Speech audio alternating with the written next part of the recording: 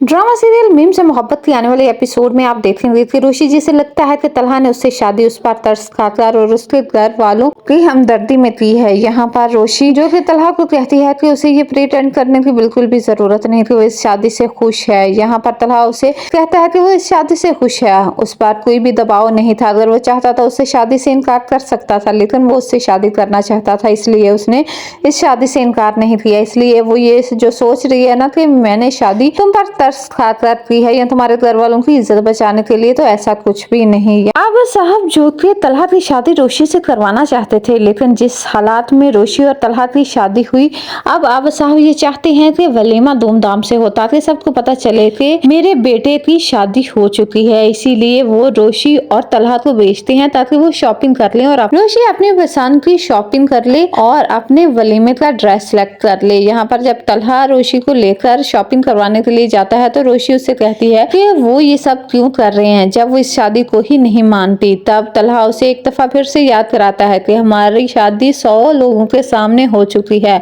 और उसने सबके सामने मुझसे निकाह किया है, इसलिए वो इस शादी से तो इनकार नहीं कर सकती। अगले ही सीन में आप देखेंगे कि रोशी और तलहा का वलीमा होता है और रोशी बहुत प्यारी लग रही होती है और जब तलहा रोशी की तारीफ करता है कि वो बहुत प्यारी लग रही है तो ये सुनकर रोशी उसे कहती है कि आखिर वो ये सब उसके साथ क्यों कर रहा है। मुझे पता है कि आप इस शादी से खुश नहीं और ये शादी अंकल और मोहित की खुशी के लिए की है, इसलिए आपको ये प्रिटेंड करने की जरूरत नहीं कि आप इस शादी से खुश हैं। तब तलहा उसे कहता है कि वो वाकई ही इस शादी से खुश है। रोशी को तलहा की किसी बात पर भी यकीन नहीं आ रहा होता क्योंकि वो अभी तक भूली नहीं कि जिस तरह उसने उसे ठुकराया था, इसीलिए वो चाहकर भी तलहा पर यकीन नहीं कर पा रही होती। उसे यही लगता है कि उसने उस पर तरस खाकर ये शादी की है और वो सिर्फ खुश होने की एक्टिंग कर रहा है।